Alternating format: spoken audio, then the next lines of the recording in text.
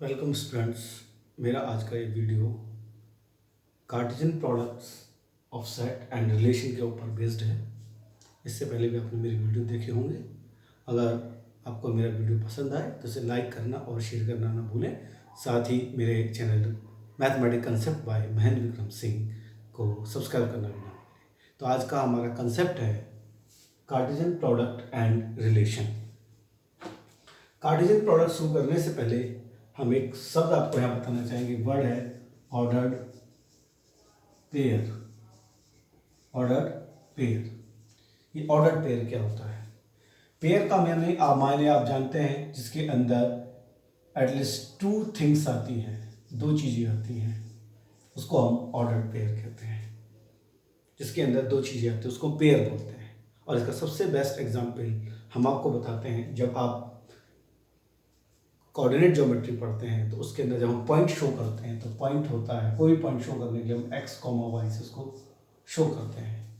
और ये ordered pair ही होता है क्योंकि इसका एक विशेष ऑर्डर होता है। पहले आपका एब्सिसा आता है और दूसरे बाद में आपके पास ऑर्डिनेट आता है, तो अब मिला करके पूरा कोऑर्डिनेट बोला जाता है। तो हम हमेशा पहले एब्सिसा, उसके बाद और ऑर्डिनेट लिखा जाता है, तो ये आपका पूरा कोऑर्डिनेट बोला जाता है। जैसे अगर हम यहाँ पर इसको लिखें 2,3, अगर हमारे पास कोई कोऑर्डिनेट है तो 2 का मतलब होगा कि 2 जो है हमारा एब्सिसा है और 3 जो है हमारा ऑर्डिनेट है। अगर हम इसको पलट देते हैं तो ये 3,2। तो अब यहाँ पर ऐसा नहीं है कि 3 यहाँ पर आ गया तो 3 अब ऑर्डिनेट ही रहेगा, नहीं, अब 3 आपका एब्सिसा बन गया है और 2 आपका ऑर्डिनेट बन गया है। तो इस तरीके का जो पेयर होता है, जिसमें जो दो चीज़ें आती हैं उनका एक ऑर्डर फिक्स होता है, इसको हम ऑर्डर्ड पेयर बोलते हैं। मैं समझता हूँ ऑर्डर्ड पेयर आपको समझ में आ गया होगा। ऑर्डर्ड पेयर में अभी आप यहाँ पर लिखा 2,3, 3,2, इस तरीके से हमने इसको लिखा है। अब दोनों में डिजिट सेम है, लेकिन जो पहले लिखी हुई, दूसरे केस में जो पहले लिखी हुई है वो बाद में आ गई है, और जो सेकंड पोजीशन पे लिखी हुई थी उसको तो लिखा गया है, तो इसके लिए साइन लगता है इज नॉट इक्वल टू। तो ऐसे केस में होने को डिजिट दोनों में सेम है, लेकिन ये ऑर्डर्ड पेयर इक्वल नहीं है। ऑर्डर्ड पेयर में फर्स्ट जो लिखा जाता है उसको फर्स्ट एलिमेंट बोलते हैं, और सेकंड में लिखा जाता है उसको सेकंड एलिमेंट बोलते हैं। ये आपका ऑर्डर्ड पेयर इस तरीके से आपको मालूम होना चाहिए। पेयर के अंदर जो एलिमेंट हैं उनका एक ऑर्डर होता है, एक विशेष ऑर्डर होता है, इसी से हिसाब से वो लिखे जाते हैं, इसलिए इसको ऑर्डर्ड पेयर बोलते हैं। अब इस ऑर्डर्ड पेयर का यूज क्या है? इस ऑर्डर्ड पेयर के यूज क्या है इसके बारे में हम देखेंगे, क्योंकि ये ऑर्डर्ड पेयर हमें जानना किस लिए जरूरी था, ये अब आपको समझ में आएगा। अभी हम लेते हैं सेट ए, लेते हैं कोई 1 2 3 4, मान लीजिए हमने कोई सेट ले लिया, और एक सेट बी ले लिया हमने, उसके अंदर हम लेते हैं आपका 3 2, दो एलिमेंट उसके अंदर हम लेते हैं। अब 1 और 3 जब हम लेते हैं ए क्रॉस बी, इसको यानी कि जब सेट ए और सेट बी की जब हम मल्टीप्लाई लगाएंगे तो किस तरीके से हमें एलिमेंट मिलेंगे, ये आपको देखना है। पहला एलिमेंट है इसमें 1 और ए क्रॉस बी हो रहा है, तो 1 का हम 3 से मल्टीप्लाई होगा पहले, तो 1 का 3 के साथ पेयर बनेगा 1 3, उसके बाद 1 का 2 के साथ पेयर बनेगा 1 2, इसी तरह 2 का दूसरा एलिमेंट 2 है तो 2 का 3 के साथ पेयर 2 3, और फिर 2 के साथ 2 2, फिर तीसरा एलिमेंट 3 है तो 3 का 3 के साथ 3 3, और 3 का उसके बाद 2 के साथ 3 2, फिर चौथा एलिमेंट या फोर्थ एलिमेंट 4 है तो 4 का 3 के साथ 4 3 और 4 2। तो इस तरीके से हम ये देखते हैं, जब हम ए क्रॉस बी निकालते हैं तो जो एलिमेंट आते हैं वो एक पेयर की फॉर्म में आते हैं, ऑर्डर पेयर की फॉर्म में आते हैं, तो यही इसका कार्टेशियन प्रोडक्ट बोला जाता है।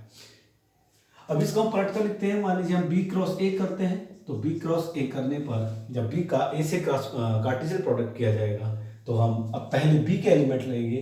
बी का पहला एलिमेंट है 3, तो 3 का इन चारों एलिमेंट, ए के चारों एलिमेंट के साथ पेयर बनेगा 3 1 3 2 3 3 और 3 4, और सिमिलरली 2 का पेयर बनेगा 2 1 2 2 2 3 और 2 4। तो ये दोनों चीजें आपके सामने इस तरीके से आ जाएंगी, कार्टेशियन प्रोडक्ट आपका तैयार हो जाएगा। तो कार्टेशियन प्रोडक्ट में आपको ध्यान रखना, जब हम कार्टेशियन प्रोडक्ट लगाते हैं तो दोनों कार्टेशियन प्रोडक्ट्स में जो एलिमेंट आते हैं वो ऑर्डर्ड पेयर की फॉर्म में आते हैं। इस एग्जाम्पल में हमने ए क्रॉस बी निकाला है और बी क्रॉस ए निकाला है, और दोनों केसेस में हम देखते हैं दोनों के ऑर्डर्ड पेयर अलग अलग हैं, सारे पेयर एक जैसे नहीं है, अगर कुछ पेयर्स को छोड़ देता हूं तो। इसलिए A cross B never be equal to B cross A, इसलिए ए क्रॉस बी और बी क्रॉस ए कभी भी इक्वल नहीं होते हैं, मतलब ये कभी भी कार्टेशियन प्रोडक्ट जो होता है वो कॉम्पिटिटिव नहीं होता है। अब डेफिनेशन कैसे लिखा जाता है, इसका डेफिनेशन इस तरीके से दिखाएंगे। अगर हमें सेट बिल्डर फॉर्म में दिखाना हो तो A cross B x y such that x belongs to A and y belongs to B, ये आपका ए क्रॉस बी को दिखाने का तरीका होता है। मतलब ऑर्डर पेयर में आपका जो पहला एलिमेंट है वो पहले सेट का होगा और जो दूसरा एलिमेंट है वो दूसरे सेट का होगा। तो ये आपको ध्यान रखना है, ये आपका किसी भी कार्टेशियन प्रोडक्ट को दिखाने का तरीका होता है। तो जब भी हम प्रोडक्ट लगाते हैं तो आंसर जो एलिमेंट आएंगे वो पेयर की फॉर्म में आएंगे। पहले एलिमेंट जो होंगे वो पहले सेट्स के होंगे पेयर के अंदर, जो दूसरे एलिमेंट होंगे वो दूसरे सेट के होंगे। तो इस तरीके से ऑर्डर पेयर के फॉर्म में आपका ए क्रॉस बी आता है। आपने समझ लिया A cross B is not equal to B cross A, ये कभी भी इक्वल नहीं होता है। ए क्रॉस बी को इस तरीके से शो किया जाता है x y such that x belongs to and y belongs to B, मतलब पहला एलिमेंट पहले सेट का, दूसरा एलिमेंट दूसरे सेट का होता है। अगर A and B are empty और इनफाइनाइट, मतलब अगर हमारे पास ए और बी दोनों एम्प्टी सेट हो या दोनों इनफाइनाइट सेट हो तो A cross be always phi होता है, यानी कि उस स्थिति में आपका कार्टेशियन प्रोडक्ट एप्लीकेबल नहीं होगा, आप उस स्थिति में कार्टेशियन प्रोडक्ट नहीं निकाल पाएंगे। तो आपको एक बात याद रखनी है कि A cross B is not equal to B cross A, और दूसरा अगर ए और बी दोनों एम्प्टी सेट हैं या कोई भी इनमें एक इनफाइनाइट सेट है तो उस केस में ए क्रॉस बी फाई के इक्वल होगा। अब एक चीज और आती है इसमें, नंबर ऑफ एलिमेंट्स कितने होंगे ए क्रॉस बी में। अगर हम यहां देखें तो ए के अंदर जो एलिमेंट्स हैं वो element of A, number of element of A हैं आपके 4, number of element of B हैं आपके 2। तो number of element of A cross B कितने होंगे ये आपको देखना है। तो अगर यानी कि जितने पेयर होंगे उतने एलिमेंट, तो 1 2 3 4 5 6 7 8, तो आपके पास ए क्रॉस बी के अंदर 8 पेयर हैं, तो आपका ए क्रॉस बी में 8 एलिमेंट होंगे। तो मीन्स, और 8 को हम क्या लिख सकते हैं, 4 × 2 लिख सकते हैं।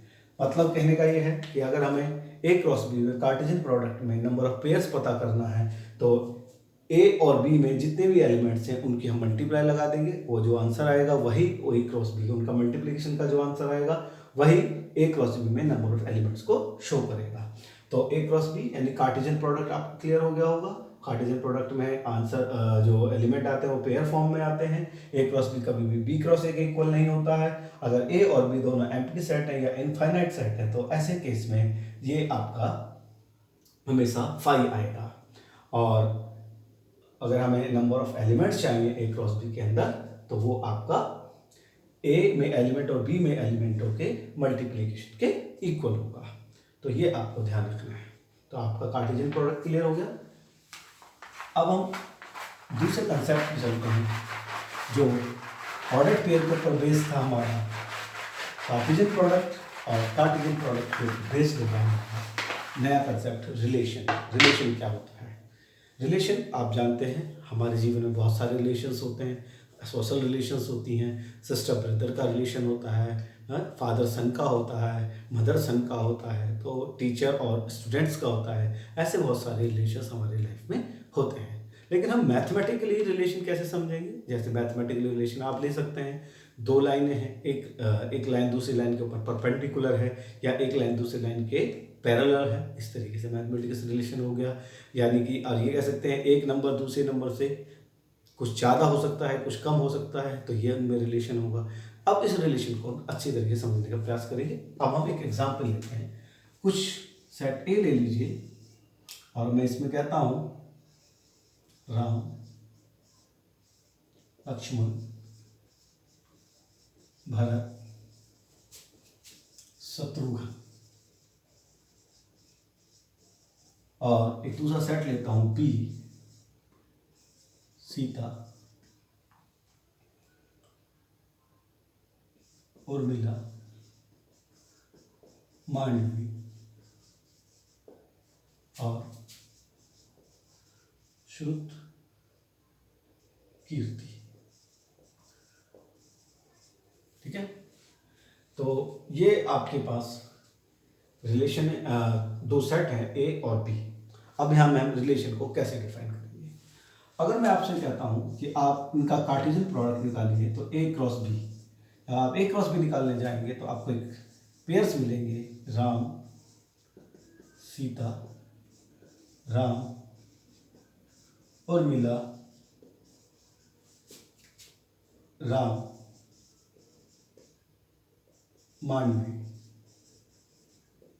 इस तरीके से अगर हम पहले पेयर बनाते जाएंगे तो हमको इसमें 4 एलिमेंट हैं, इसमें भी 4 एलिमेंट है, 4 4 जा 16, हमको कुल मिलाकर के 16 पेयर इसके अंदर मिलने वाले हैं। ठीक है, अब एक स्पेशल पेयर हम उठाते हैं, मान लीजिए उसका एक सेट बनाते हैं आर, और उसमें से कुछ स्पेशल पेयर उठाते हैं, जैसे राम और सीता का पेयर उठाया हमने, लक्ष्मण और उर्मिला इसका पेयर उठाया हमने। इसी तरीके से हमने भरत और मांडवी का उठाया और शत्रुघ्न और श्रुत कीर्ति का उठाया, कीर्ति का। ठीक है, अगर इन चारों पेयर को अगर हम देखते हैं तो ये जो चारों पेयर हैं आपस में हस्बैंड वाइफ के रिलेशन को शो करते हैं, क्योंकि आप you know very well, Sita was wife of Ram, Urmila was wife of Lakshman, Mandavi was wife of Bharat and Shrutakirti was wife of Shatrughan. तो इनके बीच में हस्बैंड वाइफ का रिलेशन शो होता है। इसके अलावा अगर हम और भी पेयर उठाएंगे तो ऐसा नहीं है कि इनमें रिलेशन नहीं होगा। जैसे मान लीजिए टिपिकली हम हिंदू उसमें देखें तो रिलेशन होगा राम, और अगर हम उर्मिला का रिलेशन देख लें तो राम के लिए, राम उर्मिला के लिए जेठ का काम करते हैं, लक्ष्मण मांडवी के लिए जेठ का काम करते हैं, एक बड़े भाई की तरह काम करते हैं। तो लेकिन इसमें हमने स्पेशल इसी को उठाया क्योंकि ये क्लियर रिलेशन है कि इनके बीच में हस्बैंड वाइफ का रिलेशन है।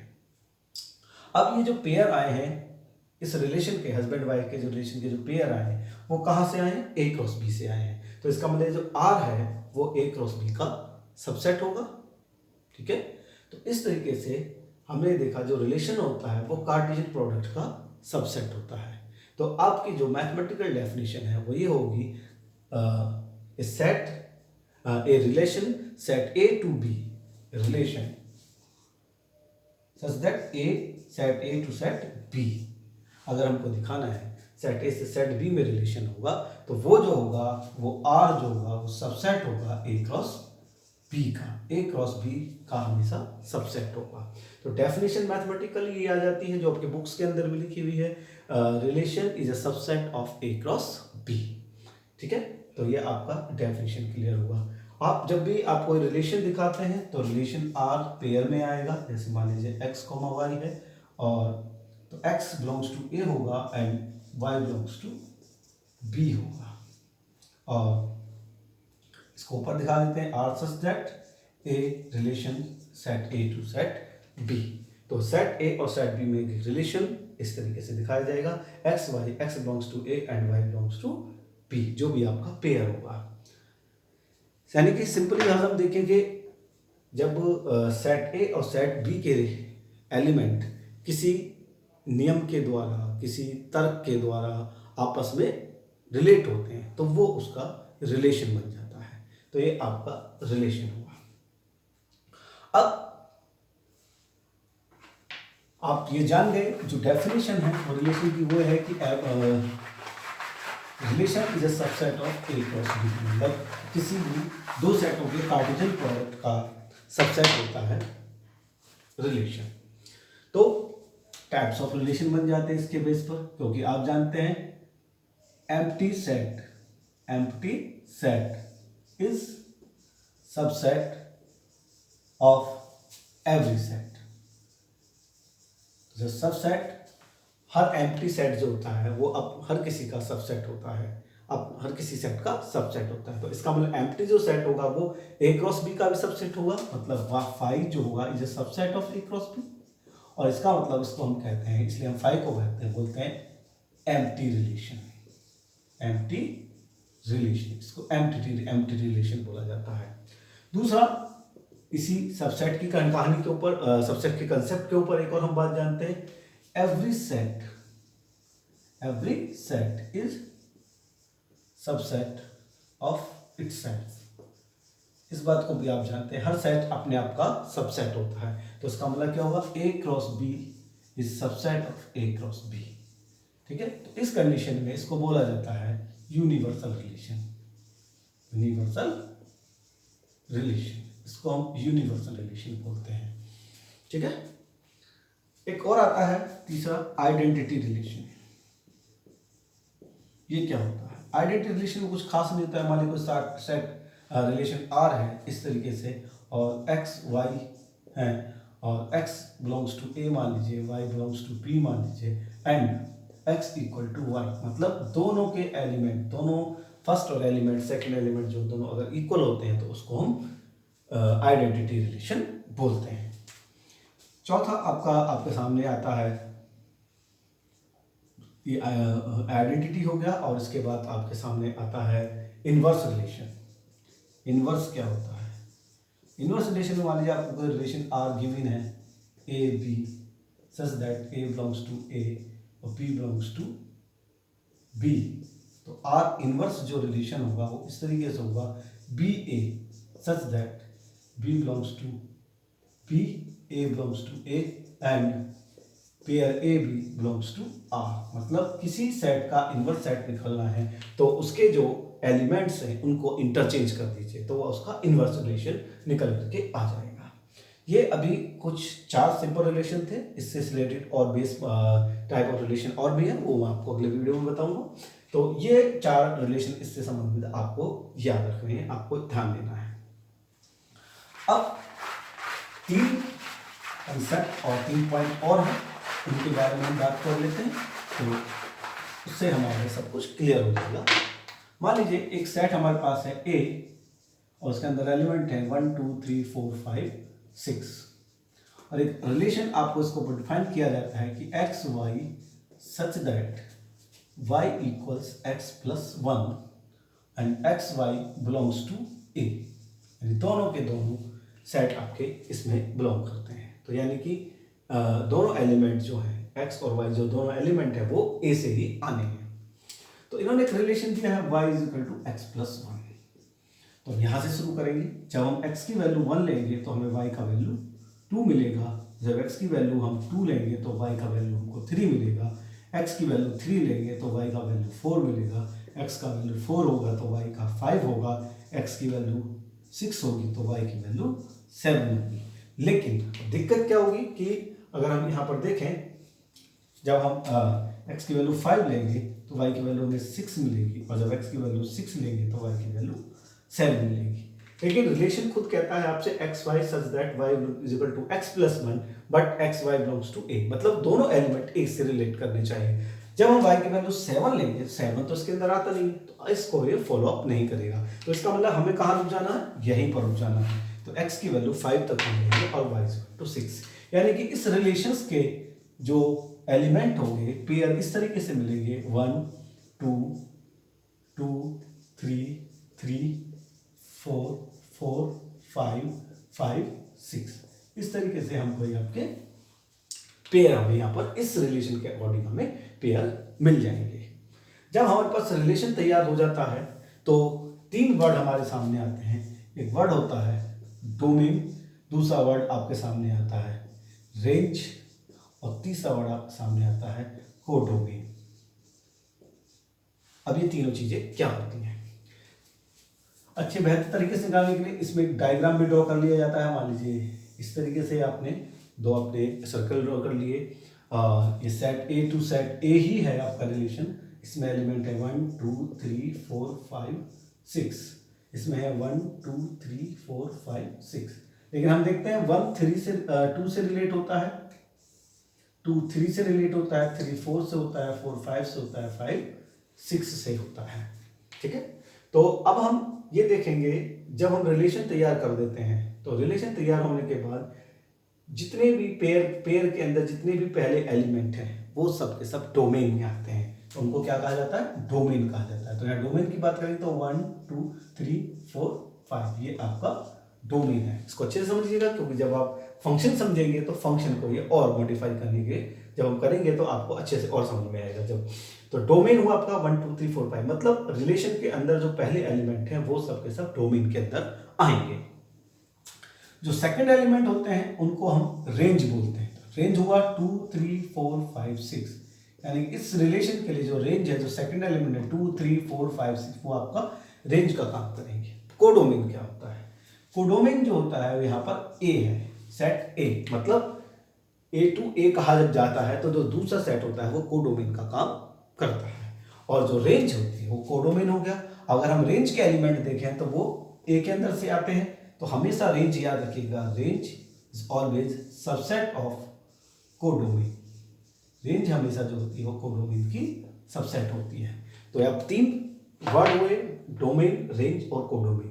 डोमेन क्या हुआ, जब हम रिलेशन निकाल लेते हैं तो रिलेशन में जितने फर्स्ट एलिमेंट होते हैं वो सब के सब रेंज का, डोमेन का काम करते हैं, और जितने सेकंड एलिमेंट होते हैं पेयर के वो सब रेंज का काम करते हैं। और जब ए टू ए कहा जाता है तो जो दूसरा सेकंड सेट होता है वो कोडोमेन का काम करता है, और रेंज जो होती है हमेशा कोडोमेन की सबसेट होती है। और चाहे तो हम इस पर इक्वल का निकाल रहे हैं, प्रॉपर सबसेट भी होता है, ये दोनों इक्वल भी पॉसिबल हो सकते हैं।